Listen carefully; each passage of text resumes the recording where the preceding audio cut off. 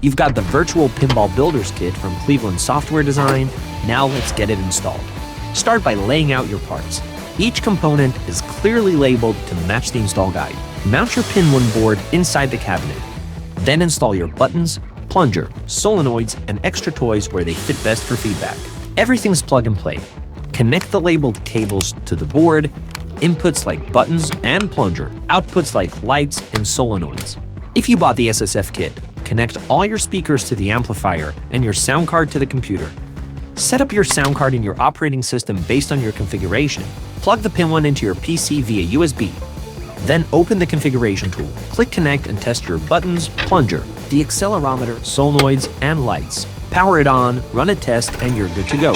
You now have a cabinet where everything responds and everything feels real. Your kit is installed. What's next? Head over to the DAW configuration tool to get real-time feedback on your favorite tables. For more guides, visit our site. Cleveland Software Design Virtual Pinball Builders Kit. Feel every flip.